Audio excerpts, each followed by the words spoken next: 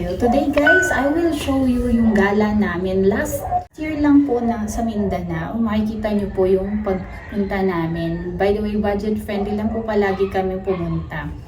At ito yung akin yung iniisip na travel. Kaming pamilya ay laging nagte-travel. Pasensya na po kayo sa marami kasing aso dito ay sa Caloocan. So, alam naman natin na Mindanao is actually hindi masyadong ligtas. Sinama ko yung asawa ko sa pagpunta dito para makita niya naman kung anong beauty ng Mindanao. So, pumunta kami guys sa Cebu. Yun ang pinakamagandang place. Hindi nakakaano lang guys kasi yung nakakatuwa doon kasi yung Davao talaga makikita mong malinis at mas malinis pa actually sa Metro Manila. I'm sorry to say that. At saka pagdating mo sa Davao, alam mo naman, disiplinado yung mga tao. Ito din po yung aming memory sa travel. So first time ng asawa ko sa Mindanao. Memorable to sa kanya. At quality time with the family. So I hope you like it!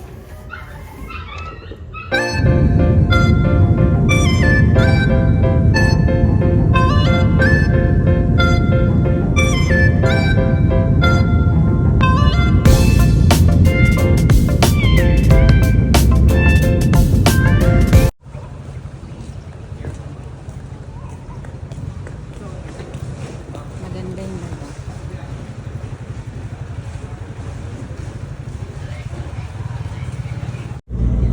Ha? Yan. Say hi. Nagtago si Ina. Hi.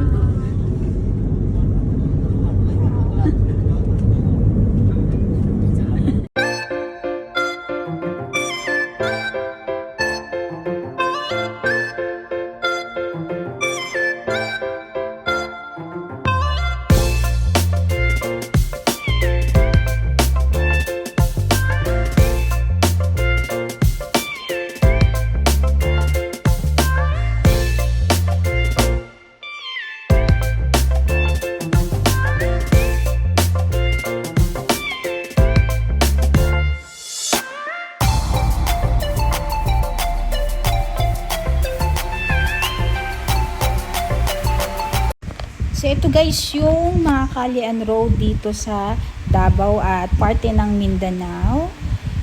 Makikita nyo naman guys, maayos yung lugar at napaka-wide. Malinis yung lugar guys.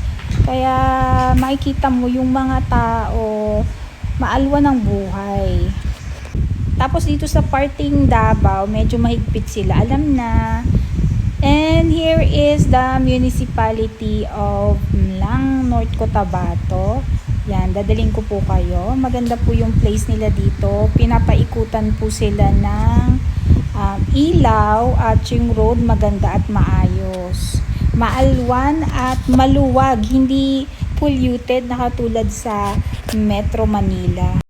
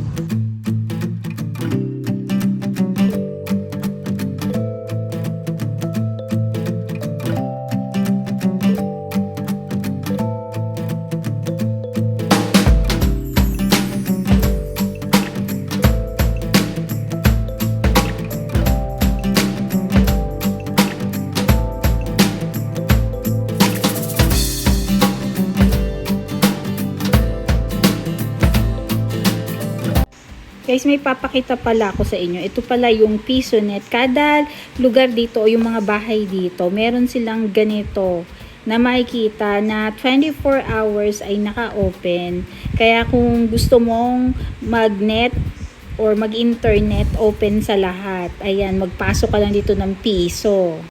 Ayan, so lahat halos ng mga bahay. Napagpeperahan nila to guys. At saka tuwing gabi makikita mo yan sila nagpapakita na kumukuti-kuti at talagang open sa mga internet connections. Ayan, kunya, meron kang emergency, hindi ka mawawalan. Basta may piso ka. PisoNet yan guys, usong-uso. Tapos eto yung isa sa pinaka malaking municipality dito. By the way guys, kung gusto nyong pumunta rito or gumala or if you have a chance to travel in Mindanao, mas ma-okay pag mag-hire kayo ng van o yung service na private. Kasi mas talagang maiikot nyo at makakapunta kayo kung saan-saan. Kung hindi naman, pwede naman din motor. At may mga public transportation naman sila na open na rin sa lahat at saka very convenient na.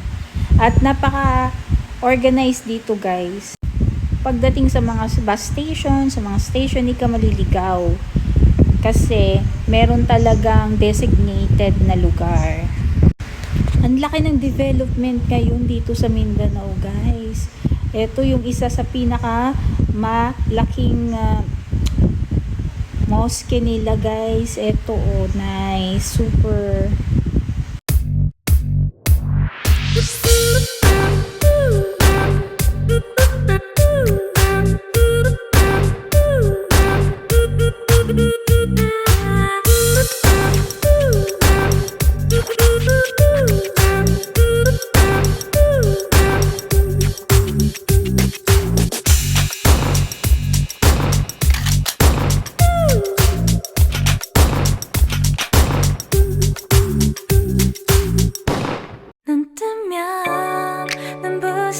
아침 햇살과 모닝콜로 너와 시작하는 하루 마치 내 인생의 포커스가 지금에 맞춰진 걸까 따뜻한 모닝커피의 향기가 오늘 하루도 날 기대하게 만드는 걸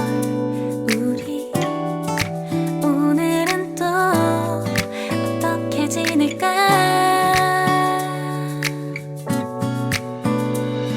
너를 바라만 보고 있어도 좋아 아무 말도 하지 않아도 난 좋아 너의 눈만 바라봐도 내 모든 걸 다 알 것 같아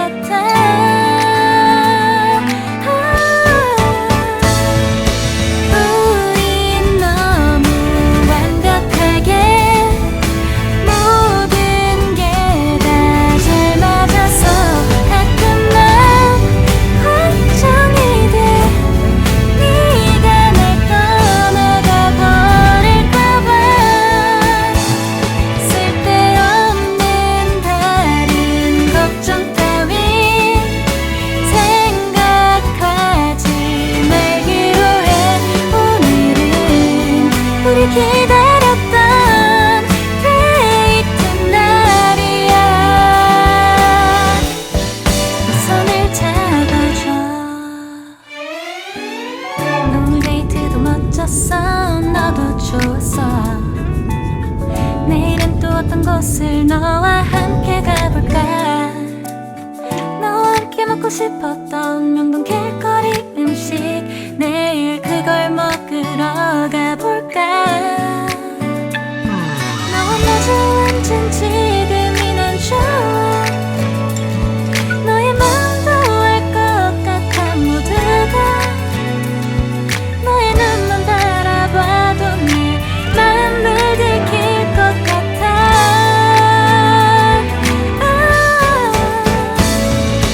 우린 너무 완벽하게 모든 게